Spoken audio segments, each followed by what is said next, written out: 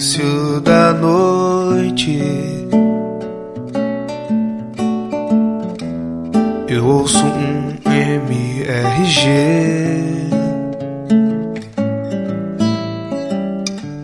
Eu fico como um retardado, sorrindo. Opiniões fecais eles têm. Eu sei que às vezes eles atrasam. A Creuza diz que a culpa é de alguém, mas matam robô como ninguém. Quando a gente gosta, é claro que a gente escuta. Beto e Diogo Afonso é o rei dos escritores. Mata ou pilota, monte um robô e discuta. Escute o MRG agora. Quando a gente gosta, é claro que a gente escuta. Games e HQ grátis pra você. O MRG é bom para entreter. Ei, escute o MRG agora.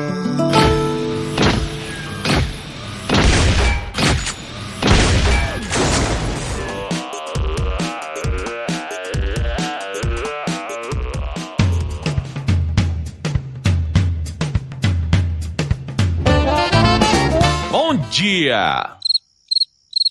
Não vou falar. Me recuso a falar boa tarde hoje. Tô em greve, pô. Boa noite. Eu não tô em greve, aqui eu tô na área. Vamos falar sobre tudo isso aí, cara. Eu tô animado. Tu é inglês, né? Tu é europeu. Oi, I'm not on fucking strike, mate. Fuck off. É isso aí. Estamos começando mais um Robô Gigante, senhoras e senhores. Falou começando mais um Robô Gigante. Que porra é essa, Beto? Falei? Falou. É porque eu tô recebendo metade do meu salário, aí eu não tô fazendo todo o meu trabalho, entendeu? Agora eu entendi! Agora eu saquei! Eu sou o Beto Estrada e estou aqui com Afonso Paralisado Solano. E diretamente do Série Maníacos, Michel Arouca in the house. In the house. Senhoras e senhores, ele está de volta. Eu gosto sempre de trazer um pouquinho dos bastidores aqui das gravações do MRG Podcast. Assim que abrimos a câmera, queridos ouvintes, Michel estava cercado de equipamentos eletrônicos. Eu tô no meu microfones. Escritório. Só isso. Porra, não quero ficar mostrando nada, não. Luzes. Afonsinho, você acha que eu tive a coragem de posicionar um monte de equipamento aqui numa câmera na gravação só pra você? Mas não tô fazendo isso, não. Aqui, Michel, vou te falar uma parada. Ó, que é humildade pura, gente. Eu conheço gente, não vou citar nem perto de quem é, mas eu já fui entrar em reunião com pessoas conhecidas. Aí eu tô vendo a pessoa posicionando uma luz, uma câmera. Aí, puta, acende, apaga essa aqui, pá, não sei o que. Aí eu tô olhando e falei assim, cara, o que você tá fazendo? Não, porra, pra ficar um fundo bonito pro cliente ver e ser impactado.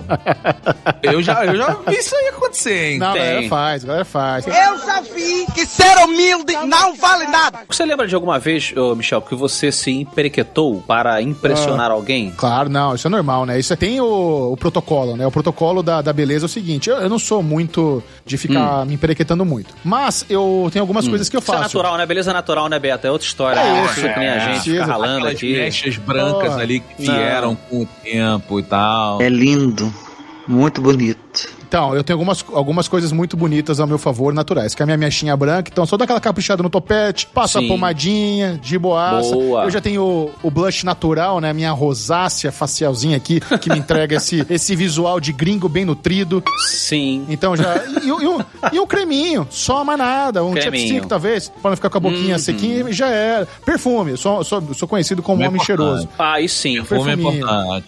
Beto também. Beto é o mais cheiroso do MRG. Nossa, que homem cheiroso. Pronto. Pronto. Vou te falar. Mas perfume, mas é assim, velho, tem que ser cheiroso. Tem que ser, cara. Quando eu era moleque, velho, eu botei na minha cabeça assim, eu falei assim, meu irmão, sou gordo. No mínimo tem que ser cheiroso. É isso, é a mesma mentalidade. Porque sua mais que o normal, porque, isso. puta, né, Rio de Janeiro, 40 graus, 50 graus e tal. Então, velho, sempre manter. E aí eu peguei, sabe, mas eu sou exagerado com esse lance todo da higiene. Sim. É uma discussão, ó, vamos ver o Michel. Michel, a gente tá uma discussão aqui eterna, eu quero saber a sua opinião. Vamos lá. Banho antes de dormir, sim ou não? Banho antes de dormir, assim, eu costumo tomar banho quando eu chego do trabalho, então ele acaba sendo meio que o banho antes de dormir, mas sim, eu tomo banho à noite quando chego em casa. Toma banho à noite. Agora que vem.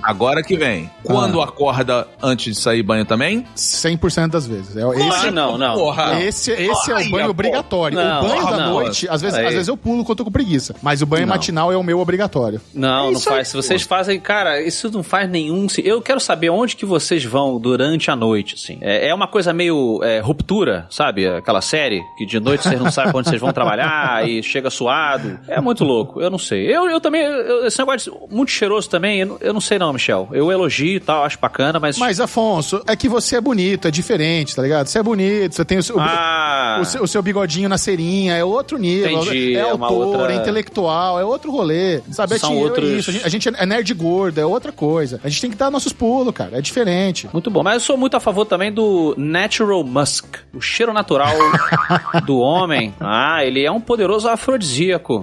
Poxa. Dizem que é, mas o meu é meio fedido, o meu cheiro natural. Eu já sei que ele é meio forte. Mas ele é fedido pra você, porque é igual o veneno de animais peçonhentos, ele não funciona com você mesmo, entendeu? Tá certo. O cheiro do homem, o cheiro do macho, Beto, o cheiro do macho, ele para uma fêmea interessada, ele é um poderoso afrodisíaco. Assim eu gosto de acreditar, né? Depois de um dia suado, eu acredito nisso. O Afonso tá vivendo ainda antes de Cristo, tá ligado? Tipo, a humanidade ainda não passou muita coisa.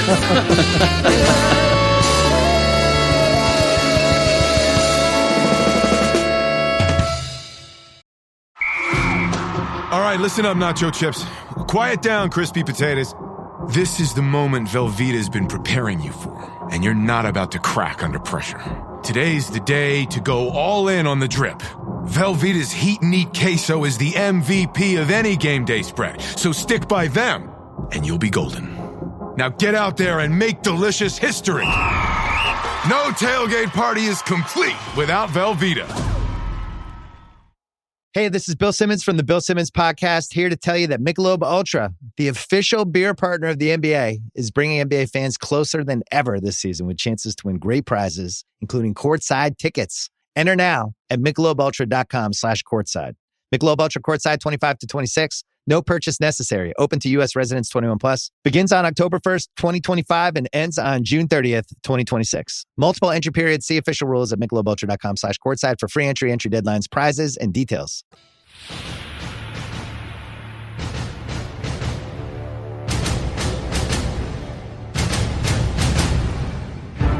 Senhoras e senhores, os sindicatos se reuniram. É isso aí. E empurraram a teoria de Atlas de Ayn Rand para debaixo do tapete. Não é não? Chegamos ao momento vermelho da história de Hollywood. Na segunda vez na história, somente 2 vezes, senhoras e senhores, os sindicatos de roteiristas e de atores resolveram se unir e falar, olha, esse é o momento em que a gente para e vocês respeitam o que está acontecendo, pois a disparidade do faturamento de grandes estúdios está muito longe do quanto estamos trabalhando e recebendo. Uma coisa importante para vocês entenderem de vez, quando a gente fala de sindicato dos atores aqui, todo o nosso papo vai envolver isso, a gente não tá falando de Tom Cruise, de Robert Downey Jr., de Margot Robbie, a gente tá falando de toda uma classe onde esses nomes que a gente falou representam talvez menos de 1%.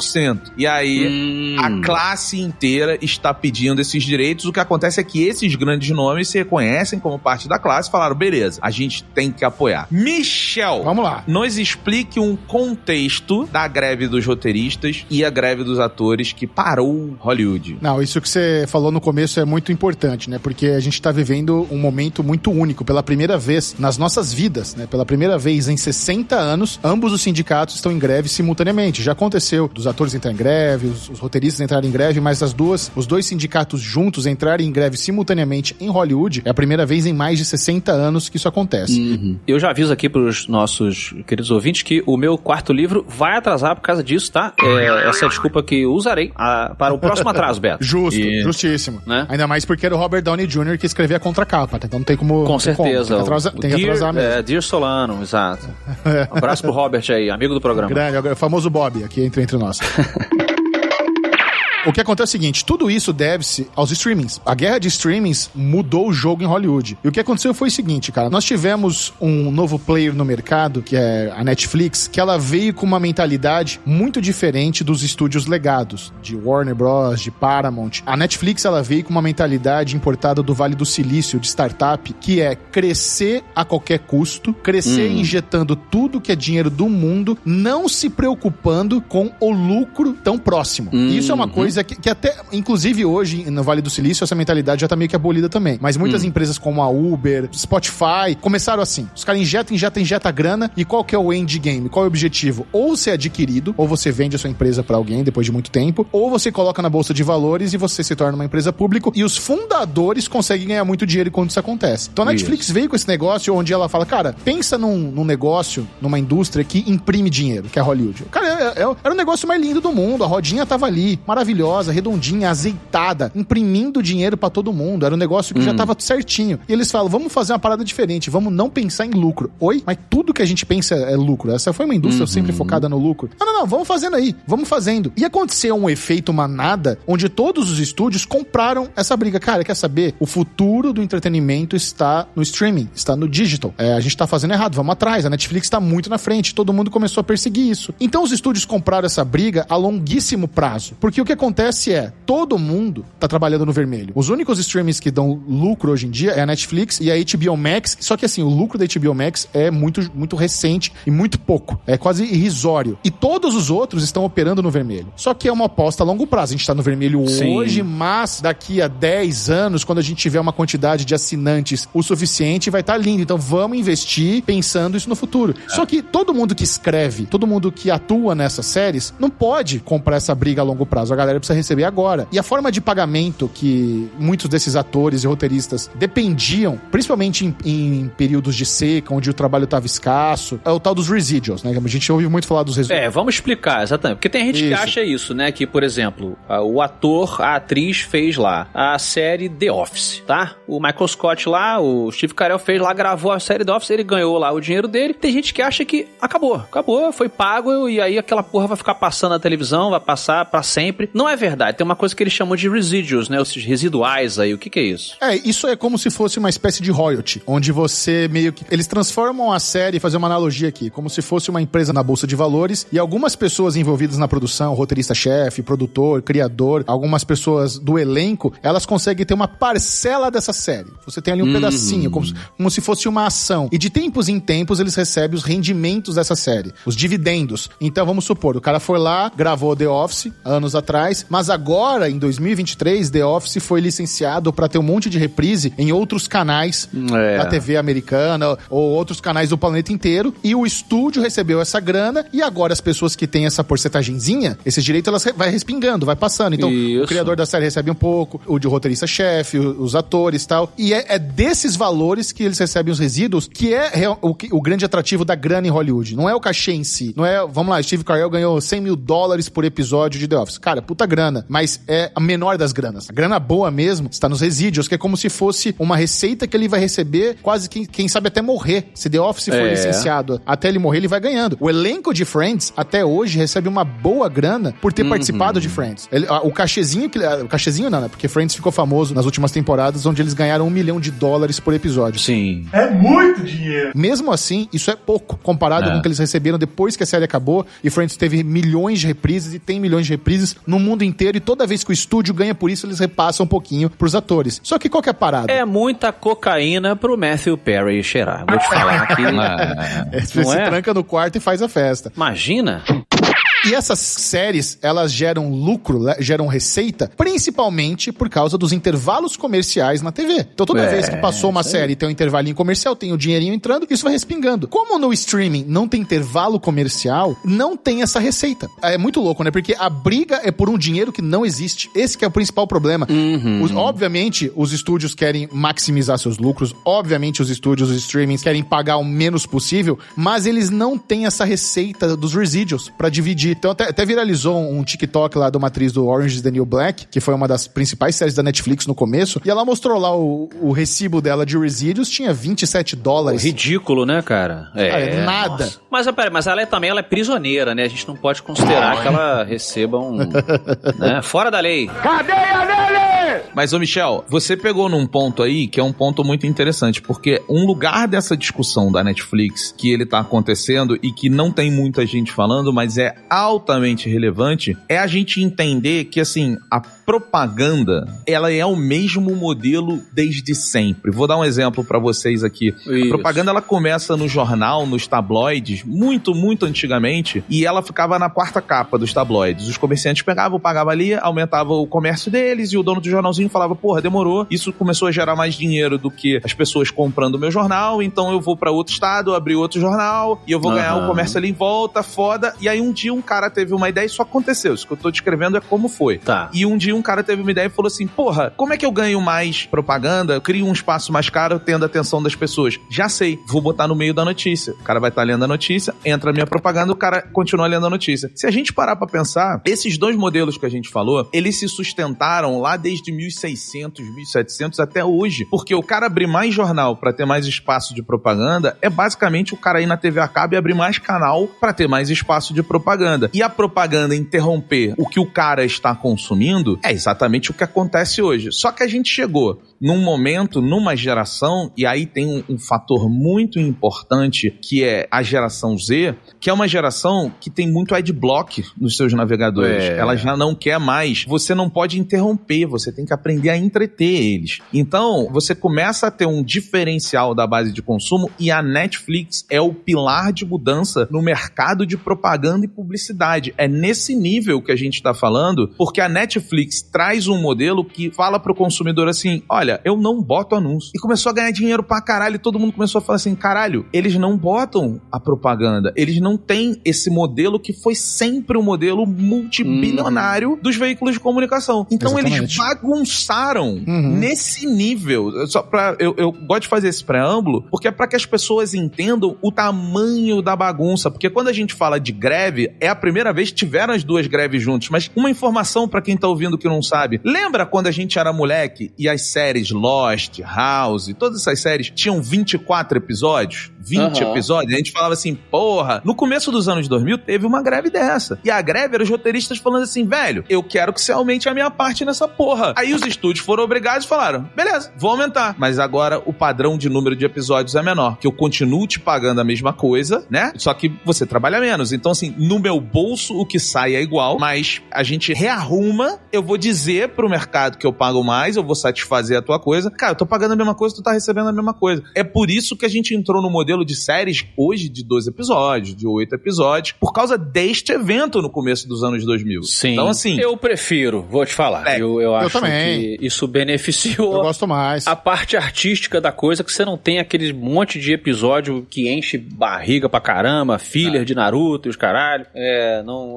Eu acho que 8 episódios é muito mais conciso, 6. Porra. E ganhou-se uma liberdade, né? A própria Netflix aprendeu a dar liberdade pro criador, falar assim, tu precisa de quanto? Aí o cara fala, cara, preciso de 14. Tá bom. Ó, nessa temporada eu preciso de 12 só. Tá bom também. E o tamanho dos episódios, né? Você tem temporada na Netflix com um episódio de 30 minutos, depois o próximo tem 40, outro tem 50, volta pra 20. Então, realmente, essa foi uma liberdade impossível de se ter na televisão, porque você precisava ter ali o tempo certinho pros blocos de comercial. Então não tem você não tinha como ter... próximo, né? Exato. Mas tem uma parada interessante também, Beto, sobre a geração Z, é que nós temos também milhões de novos consumidores jovens de entretenimento que eles não sabem o que é assistir algo com intervalo comercial exatamente por causa da Netflix. Eu estive em um evento recentemente aqui em São Paulo de um canal de TV a cabo, onde eles iriam exibir o novo episódio da próxima temporada de uma série procedural, uma série de ação, uma série investigativa. Cara, eu cheguei no evento, primeiro que eu já me senti o tio do rolê, né? Eu era disparado mais velho e só tinha molecada TikTok. Era um evento de imprensa onde era molecada TikTok e Michel Sarimaníacos, tiozão, tava lá. Eu me dou bem com a molecada também, não tem nenhum problema com isso. Tu não botou um boné maneiro, não? Um skate debaixo do braço? Né? Precisava. E aí, molecada? E aí, amigos jovens? Tio Michel chegou na área. How do you do, fellow kids? Mas meu ponto não é nem a cobertura mais jovem, isso não é problema. Acho que os canais eles têm que se adaptar onde a audiência deles está consumindo. Mas quando eles, nessa parte do evento onde você senta e assiste o episódio, a galera tava perdida porque tinha o fade to black de onde entraria o comercial. Então eles estavam assistindo o episódio, é um screener, não tinha comercial, mas tinha aquele corte, aquele momentinho onde tinha uma pausa na tela, entrava uma tela preta. A galera, já acabou? Não, gente, é onde seria o intervalo comercial. Tá.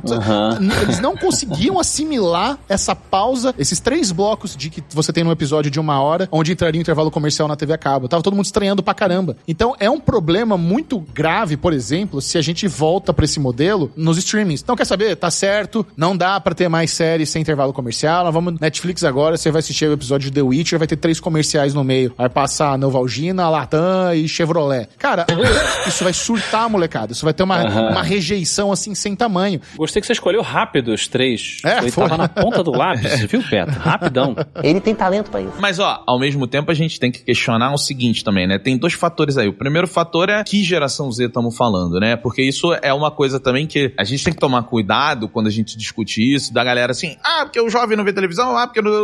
Calma, isso aí é o jovem de classe média alta. Porque se a gente pegar no Brasil, assim, por exemplo, só no Brasil aqui, sim, porra, o poder da televisão é gigante. Esses streaming estão nem perto ainda. Então, a gente tem que entender a classe que a gente tá inserido no discurso também. Acho que é uma coisa importante. E outra, porque as pessoas têm que entender o seguinte, a publicidade paga a conta.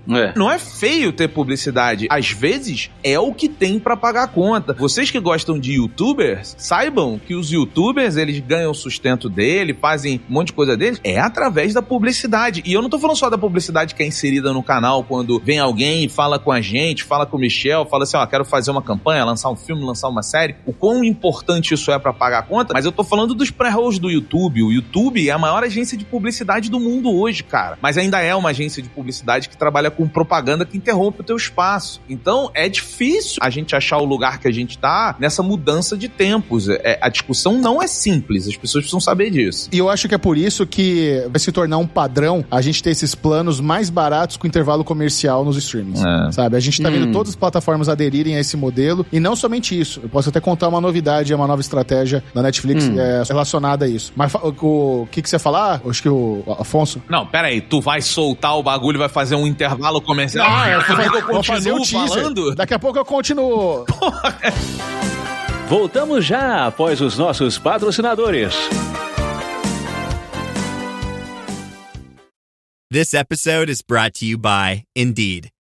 When your computer breaks, you don't wait for it to magically start working again. You fix the problem. So why wait to hire the people your company desperately needs? Use Indeed's sponsored jobs to hire top talent fast.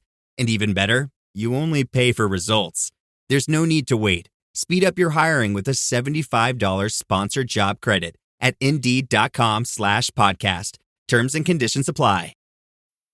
Welcome to Sephora. I'm looking for a perfume that's not too perfumey.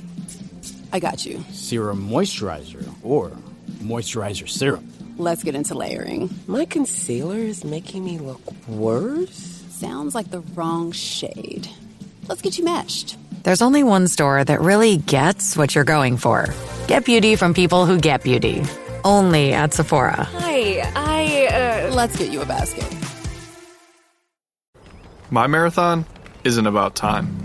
It's about my 26 friends with intellectual disabilities I'm dedicating each mile to. I'm Joseph.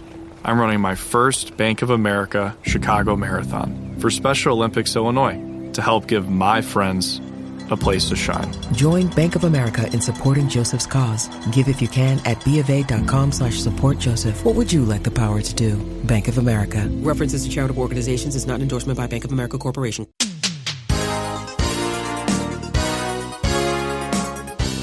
Estamos de volta com o Matando Robôs Gigantes, com o convidado de hoje, Michel Arouca, do Série Maníacos. Muito bom, esse episódio tá muito metalinguístico, adorei.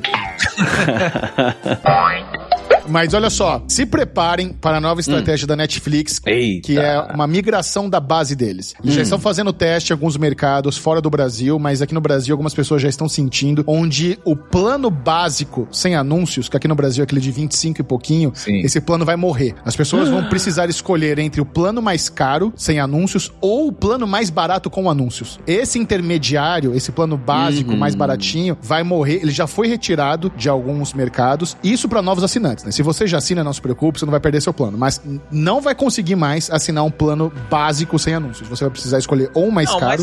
Mas aí, pra você que tá ouvindo assim, não acho isso uma merda. Como é bom ter dinheiro, hein? Não acho isso uma merda. Isso se chama economia comportamental.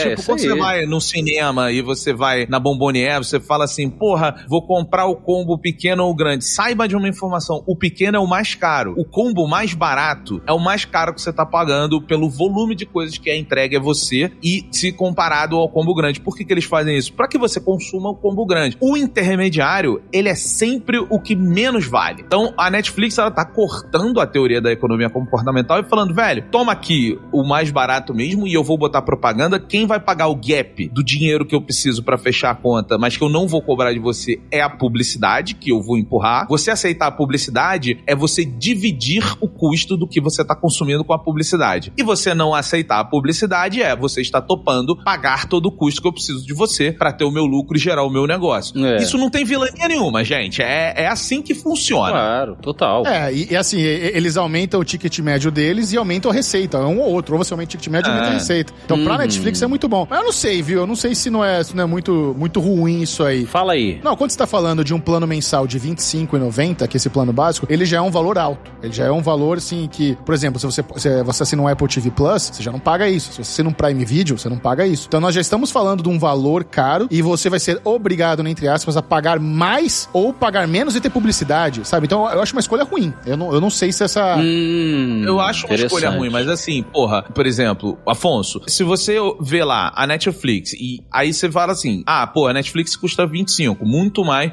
A Amazon não vou botar na conta, tá, gente? Porque a Amazon, ela tá dentro de uma estrutura, ela tem um valor de CAC, aí a gente começa muita discussão econômica do porquê que ela custa tão barato. Mas eu vou usar aqui com a Apple, que tem o seu stream lá, o Apple TV Plus. Porra, o Afonso vai falar assim, cara, Netflix 25, o Apple TV Plus eu não sei quanto tá, mas vamos chutar aqui que tá R$14. Só que o Afonso lê e fala assim, bom, mas a Netflix resolveu investir 20 bilhões em conteúdo. A Apple resolveu investir 3 bilhões em conteúdo. O R$25, ele tá dizendo que eu tô pagando por mais investimento, então é volume de conteúdos e conteúdos com mais profissionais trabalhando. Não tô julgando valores, se é bom, se é ruim, nada disso. Aqui na Apple eu tô pagando menos, mas eu vou ter um catálogo menor pra acessar e tal. Então assim, essa impressão, ela também tem que ser feita além do negócio, porque tudo custa. A Netflix pegar lá a série do, sei lá, qualquer série, o Last of Us, e botar lá, falar assim, agora você tem Last of Us na Netflix. Custa um dinheiro pra acontecer. E pra você ter acesso a isso, tem um dinheiro. Eu não estou defendendo a Netflix, eu não tô falando que a margem de lucro dele é abusiva em cima do que eles cobram da gente, mas tô falando, não é tão simples quanto a gente só dizer que eles são o capitalismo, os vilões e essas coisas assim. Claro, né? Nada é.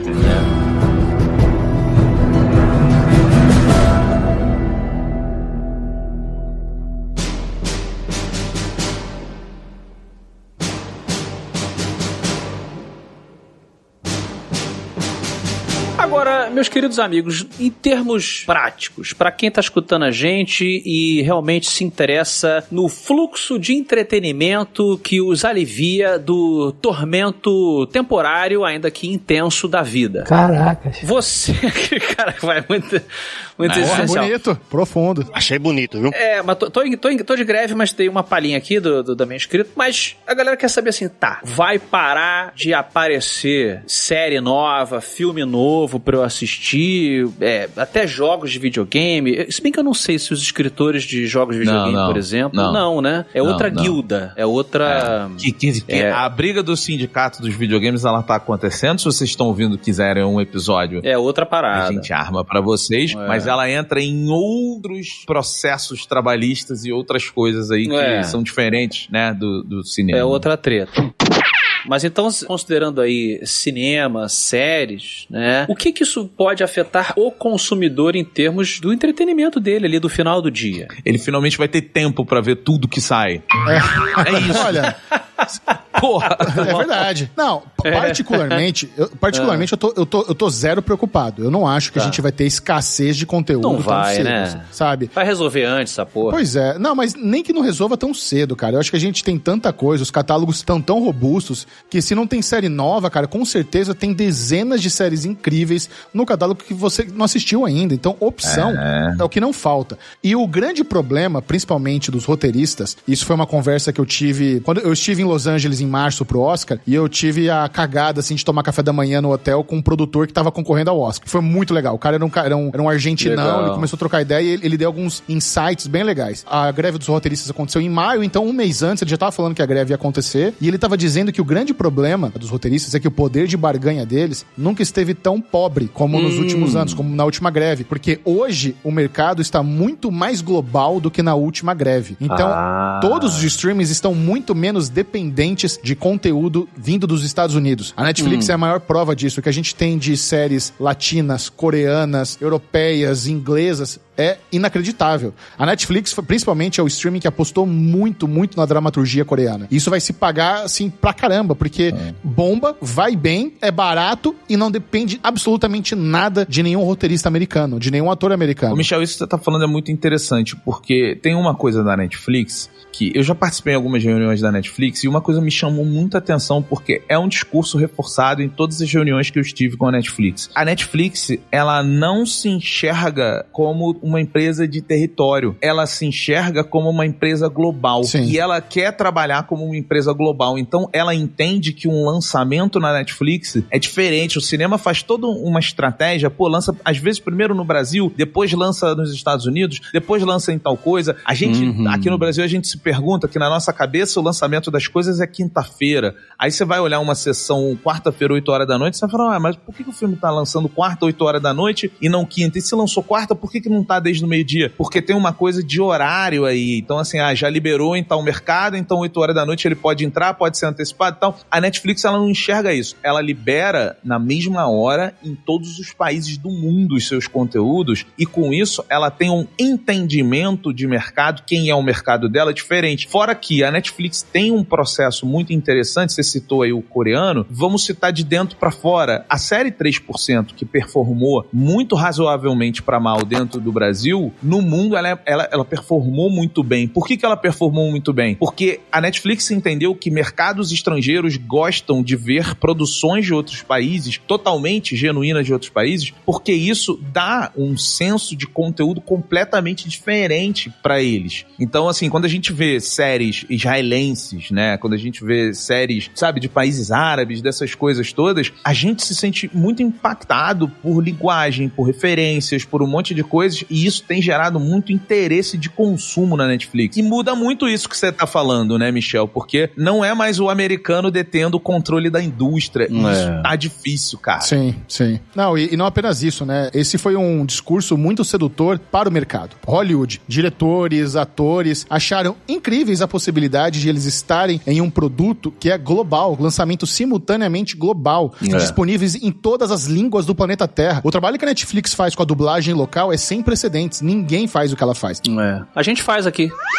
Pronto. O MRG, ele entra no todas Spotify, as línguas, né? Todas as línguas. A gente regrava. Dá um trabalho, mas... Dá um trabalho. A gente regrava tudo, cada língua. É um puta trabalho, mas... É a verdade, não minto. Só que toda essa sedução que eles conseguiram criar no começo, hoje já não tá tão, assim, não é um negócio que eles brilham tanto o olho, porque agora a gente chegou na principal questão, que é o dinheiro. Então, quando você tem um criador de uma série, vou pegar um exemplo aqui do Sean Ryan. Sean Ryan é o cara que ele criou The Shield. The Shield é uma série policial Não é uma série grande. Porra, adoro. É uma série... Sou mega fã. Maravilhosa. Isso que eu ia falar, maravilhosa. É uma das minhas favoritas.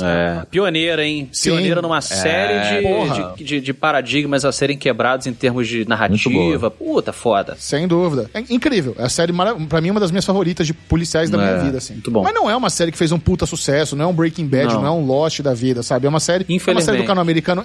uma série do canal americano FX. Aqui no Brasil passou em TV a cabo, até passou na TV aberta, tá disponível em algum streaming, acho que tá no Star Plus. E ele agora também criou o Agente Noturno, que é uma das grandes explosões de popularidade da Netflix. E ele tava contando que, muito provavelmente, ele vai ganhar mais dinheiro com The Shield do que com um hit global da Netflix, exatamente por causa dos residuals. Porque o lance dele, ele tá... Cara, é muito louco, porque ele começou a abrir valores que não é normal, né? A galera não costuma falar de valores específicos. Mas ele falou que o que ele vai ganhar um bônus caso a série vai sendo renovada, e no contrato eles criam uma estrutura que o bônus de renovação ele vai ficando maior a cada nova temporada. Só que quantas séries da Netflix vocês conhecem que passa de 5 temporadas, por exemplo? A Netflix nunca vai ter um Grey's Anatomy com 20 temporadas, nunca vai ter um Supernatural com 15 temporadas, porque toda vez que eles renovam, eles prometem um bônus grande pro criador da série, só que como eles trabalham no volume, onde eles precisam ter novas séries todos os finais de semana, eles não precisam que a série tenha 20 temporadas. Eles precisam que tenha... Pra eles é melhor ter 20 séries com 5 temporadas. Claro. E com isso eles economizam, eles não precisam pagar o bônus, porque vai ficar aumentando a cada nova temporada. Então eles foram encontrando, assim, buracos e novas formas de contratação que hoje a galera olha pra trás e fala, caralho, me fudi,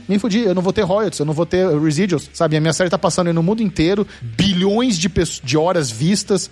Cara, se você pegar um Round 6, você vê o criador de Round 6 falando que ele não ganhou muito dinheiro. E aí eu descobri porque ele não ganhou muito dinheiro. Round 6 é um dos casos onde a Netflix comprou a propriedade intelectual da série. A Netflix é dona, não é mais o criador. O criador abriu mão e falou, putz, tá aqui, ó. Não, e tem outra coisa. A estratégia, principalmente a coreana, agora que muda, a estratégia da Netflix na Coreia foi assim, cara, vamos gastar esse dinheiro em 50 mais ou menos pra pequeno, e se um der certo, ele paga a conta dos 50 e dá lucro. Mentalidade de startup. Vale do Silício, cara. É isso. É diferente quando você olha, por exemplo, e aí fica uma referência pra quem tá ouvindo, veja um filme Air, que é a história do tênis, do Nike Air e tal. O que o Jordan fez a Nike fazia isso. Falou assim, cara, vamos distribuir a verba que a gente tem entre um monte de gente. A Nike era uma empresa que ninguém se importava na época. E aí alguém falou assim, cara, vamos fazer o seguinte, vamos pegar um moleque novo, vamos apostar a grana inteira nele. Deu certo ali, né? E deu muito certo, inclusive, tornou o Michael Jordan um atleta que, vou botar entre aspas isso, que mais ganhou dinheiro na história, entre aspas. Então, assim, é um modelo Afonso e Michel. Eu tenho uma pergunta pra vocês, porque a gente discutiu todo o cenário, mas agora vamos olhar a greve. O que acontece? Eu não vou revelar o nome de quem é, tá? Porque eu não sei se a pessoa se dispõe, mas eu estava conversando com um criador de conteúdo. Beto tá ocultando muitos nomes hoje. Do WhatsApp. Respeito às pessoas, respeito às Insider. Fofoca pela metade, hein? Caralho. Não, eu tava conversando com um criador de conteúdo. Daqui a pouco aparece enforcado aí na maçaneta, hein? De algum hotel.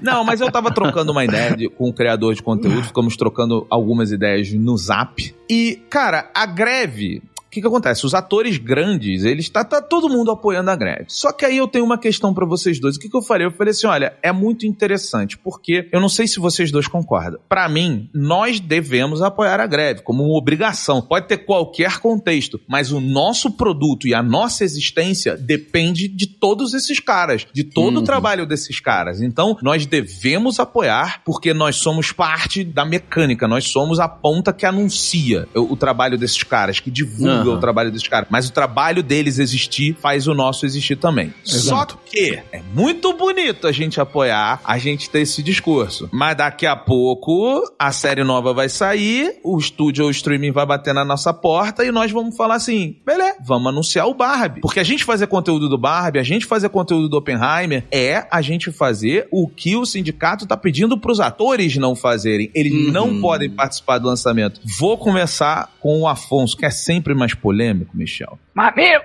Afonso, comigo. Qual é a sua visão relacionada aos atores estarem paralisando, falando não vamos fazer, estamos juntos, junto com os roteiristas, e qual é o seu posicionamento sobre nós, criadores de conteúdo, nessa história toda? Caramba, olha... Difícil, hein? Eu como um bom estoicista, Betão. Outro dia a gente estava conversando aqui, Michel, mais uma vez sobre estoicismo, Beto Talento também, que ele passou a gostar e tal. Eu sou um cara muito do caminho do meio, caminho de Siddhartha Gautama. E sempre que se fala historicamente sobre o movimento de greve, você ocasionalmente esbarra na questão do ganha-pão versus a sua causa, né? Até onde você pode sustentar uma causa por um grupo ali, até que a conta bata, até que acabe o prato de comida para sua família, né? A gente tá vendo aí os grandes, Mark Ruffalo, Margot Robbie, a galera aí do Oppenheimer fez lá uma movimentação no tapete vermelho e tal, e que é maneiro, tem que fazer mesmo e tal, mas, e aí, por isso que eu falei em termos históricos, né? De greve de operário, greve de motorista, de ônibus, né? Trabalhos assim de serviço público. Tem gente que fura a greve. Aí o cara fala, porra, tu vai furar a greve? E aí entra o fator humano do medo, né? Sapiente ali, tipo, cara, tô com medo de ser mandado embora. Tô com medo de entrar pra uma suposta... Tô conjecturando com vocês, tá? Aqui, tô com medo de entrar pra uma suposta lista negra de atores. Eu sou um cara novo, sou uma menina nova, acabei de fazer uma ponta numa série, entrei e fiz aqui um pronunciamento em prol da causa. O que não diz que eu vou entrar pra uma lista negra dos estúdios daqui pra frente? Aí a pessoa fica apavorada. Então acho que não é uma resposta simples, né? Um Tom Cruise, ele pode fazer greve, brother. Um Mark Ruffalo. O resto da vida. Ele e os netos deles podem fazer greve.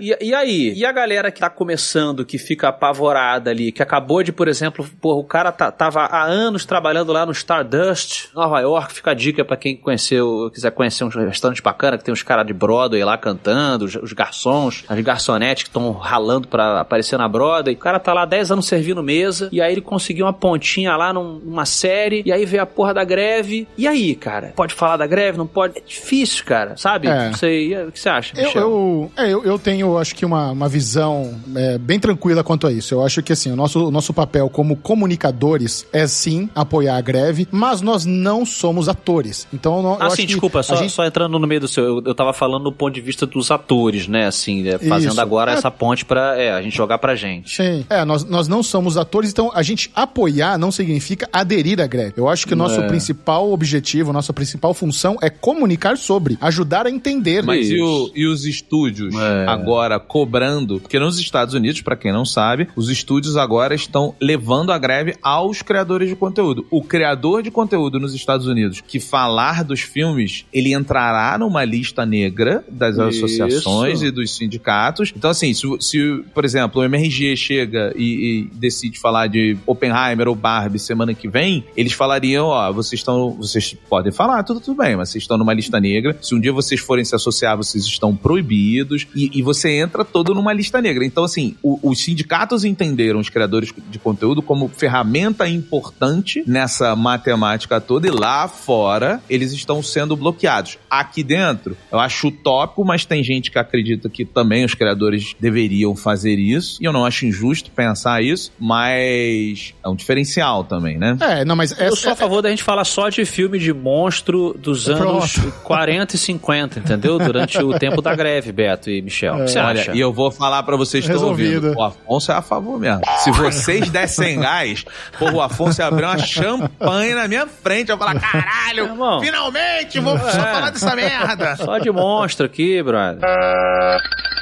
Mas se você tem criadores de conteúdo americano que eles têm a intenção de se tornarem atores e se filiarem ao sindicato, eu acho que essa é uma ameaça justa, sim. Aí beleza. Então, se você pretende ser ator e hoje você não apoia a classe, tá sendo pelego, tá sendo cuzão, então tudo bem. Pois é. Eu acho que não é o nosso caso. Eu tenho zero pretensão de ser ator. Eu sou comunicador, eu quero falar sobre, quero falar todo dia, e eu acho que a gente ajuda bastante a causa, comunicando, educando, informando. Estamos aqui pra isso hoje, inclusive. É o programa, isso. Né? Tem esse intuito, né? Tá bom. Então... O Beto, ele está hesitante, né, em qual seria o posicionamento ideal. Não, cara, o meu, na verdade, é porque, assim, Michel, uma das coisas que eu mais odeio é a negação da conveniência. Eu acho que é intrínseco à natureza humana a conveniência. E eu acho que a gente negar isso é muito ruim. Então, tipo, eu acho que, assim, cara, eu sou super a favor da greve, eu apoio pra caralho a greve, eu tô do lado aí no que os caras precisarem de mensagem, eu vou falar. Agora, eu não vou ser babaca de ficar discursinho, de ficar usando exemplo exemplo, de ficar sendo justificativo. Eu vou ser honesto, eu vou falar assim, velho, mas no fim das contas, eu tenho uma empresa aqui que eu tenho que sustentar, a gente tem funcionários que a gente tem que pagar, a gente tem, nossas vidas, então eu preciso trabalhar. E o meu trabalho vem de acordos comerciais que eu faço com estúdios e streamings e essas paradas, e a gente vai levar isso pra frente. A gente vai falar de um lançamento da Paramount Plus daqui a pouco, porque a gente tem um super negócio legal com a Paramount Plus, a gente ama a série. E porque é muito bom, título incrível. É maravilhoso. Agora, eu não vou ficar fingindo, porque assim, se a gente voltar pra games, por exemplo, cara, o que eu não conversei com o criador de conteúdo lá, Activision, que era uma empresa, pra quem não conhece, que era uma empresa super abusiva, o CEO um cuzão do caralho, parada tudo errada dentro da empresa, que faz o Call of Duty, o maior jogo do mundo. Aí eu vejo um monte de gente falando que o cara é mau, o cara é mau, o cara é mau, e eu falo, mas na hora de ir na Twitch, o Call of Duty é o que mais dá audiência, você vai lá e abre o COD. E não tem problema falar que o cara é mau, só entenda que você tá sendo conveniente. O ser humano é conveniente no seu intrínseco. Então tá tudo bem. Eu sou bem resolvido. Eu apoio a greve, tô fechando com os caras, acho que é justo, acho que eles têm que ganhar tudo que eles estão pedindo, acho que os criadores de conteúdo deveriam parar. Mas a gente não vai parar, porque é assim que funciona. A minha ideia tá aí na mesa, tá, ouvinte? Minha ideia tá aí dos monstros. Eu nem sabia que tava rolando essa polêmica dos criadores de conteúdo. Você abriu uma caixa de Pandora aqui pra mim, Beto. Eu acho que no Brasil tem muita gente... tá rolando... Eu vou te botar no grupo do Zap. Esses debates estão acontecendo. Tá maneiro. Não precisa. Isso é uma coisa que o brasileiro adora fazer, é importar a indignação do estrangeiro. A gente é pra caramba disso. É mesmo. E grupo no Zap. Porra, como gosta de fazer grupo no Zap, o brasileiro. Eu acho que eu tô com o Beto. Eu acho que o principal é não cagar a regra, velho. Não vem cagar a regra, não. Faz o seu, que eu faço o meu. Me deixa na minha aqui. Eu acho também. E isso, já que estamos chegando ao fim, nem falamos da inteligência artificial, que está muito relevante no debate. Mas se vocês que estão nos ouvindo quiserem que nós continuemos esse papo, vocês peçam que a gente continua ou acompanha lá o Série Maníacos, que Micheleza está em cima do assunto. Inclusive, Afonso, vou te falar, fizeram uma puta injustiça com o Michel, quando a Netflix anunciou que ia mudar os planos aí. Fala, Betinho, habla. Foram injustos pra caralho com o Michel, porque o Michel tava só fazendo análises no Twitter. Essa coisa da Netflix cortar os parasitas aí, porra, isso vai aumentar, e a galera tava puta, falando, isso vai dar errado. Só que todo o estudo dizia que ia dar certo.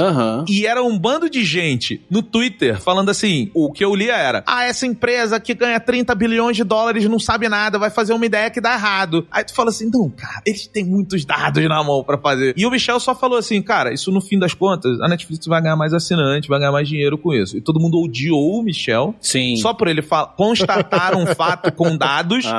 E no fim das contas, a Netflix tá aí. Mas é assim que a gente sabe que a gente é relevante, Michel. Quem não tem hater não é relevante. A realidade é... Não, mas é que a galera, assim, isso foi no olho do furacão, né? As pessoas estavam... É que houve ali uma bolha do Twitter onde todo mundo acreditava que o Brasil inteiro tava cancelando a Netflix. E era só a galerinha sabe, a galera achou que tava acontecendo ali incrível. Movimento em massa, onde todo mundo, assim, porra, sacanagem cobrar por compartilhar senha. Como protesto, vou cancelar minha Netflix. E tem uma galerinha que achou que o Brasil tá fazendo isso. Aí agora saiu aí... O Brasil parou. Saiu agora os números mais recentes do último trimestre da Netflix e eles... a projeção deles era ganhar 3 milhões de novos assinantes. Dobrou. Foi quase 6 milhões de novos assinantes. O maior trimestre da história da Netflix. Não, galera, faltou hashtag aí, entendeu? Faz umas hashtags melhores aí, xinga mais, aí vai que vai, né? A grande questão dessa análise que eu fiz no Twitter, que deu esse problema aí, Beto, era que o ponto final era, gente, se isso der certo, e já deu, agora a gente viu 3 meses depois deu certo, o problema é que todos os streamings vão começar a fazer isso. A gente vai ter problema de compartilhar a senha. Acabou o parasita. Em todos os streamings. Acabou o parasita. É isso. O grande problema é se todo mundo aderir quando vê que der certo. Todo mundo viu que deu certo. E agora? Você vai conseguir compartilhar a senha da sua HBO Max, do seu Prime Video, ou isso vai ser cortado dos outros também? Era esse o meu medo. Eu tava alertando para essa possibilidade. E eu aproveito para convidar a todos aí a continuarem a xingar o Michel lá no Twitter dele. Lembra pra galera aí como é que a galera te encontra? Michel Arouca no Twitter, Série Maníacos no Facebook. Facebook, caralho, né? Tem também, mas foda-se. Eu queria dizer Série Maníacos no YouTube. Série Maníacos no YouTube. E tem o podcast com a Aline Diniz também, que é Falando de Nada, onde a gente sempre fala sobre análises da indústria. Tem o Derivado Cast com o Bubu e com a Lesão, meus melhores amigos. A gente tá lá falando também... Semana que vem vai ser especial, né? Vai ser o especial Barbie Hammer. O Bruno Clemente se recusava a participar dessa conversa. Eu não vou assistir. Polêmica. Não vou assistir Barbie. Não vou assistir. Ele foi o primeiro de nós a assistir. Assistiu ontem já, o safado. Tá bom. Então vai rolar. Então, sabe que outro dia um cara viu no meu cenário aqui, ele viu a minha Barbie da Pequena Sereia, né? Que eu tenho ela aqui encostadinha, Beto sabe. e tal. O cara falou, pô, mano, você tem uma Barbie aí, mano, a Pequena Sereia. Aí eu falei pra ele lá no Twitter, eu falei, porque eu gosto muito da Pequena Sereia. Ele, pô, mano, tu gosta da Pequena Sereia, mano? Eu gosto. Tipo, eu acho a Barbie maneira também. Eu brinquei um monte de Barbie com a minha prima, Bruna, um beijo pra minha prima Bruna aí e tal, a gente brincava quando a gente era criança e tal. Aí o cara ficou meio, eu falei, acho bonito aqui, deixa a Pequena Sereia tá aqui. Tudo bem. Pô, mas, Michel, nesse clima eu quero dizer pras pessoas, sigam aí, @Afonso Solano com 2 Fs, e sigam o meu Twitter, @BetoMRG, porque uma vez por ano eu divulgo o link aí, porque eu sou do time aí do fechamento, da trilogia do Espadachim de Carvão na pirataria. Uma vez por ano eu vou lá. Ele faz mesmo. Ele faz, filho da puta. Uma vez por ano. Eu falo, galera, tá aí, ó, baixem aí o livro do Afonso. Democratizando a cultura. É isso aí. É isso aí. Rola.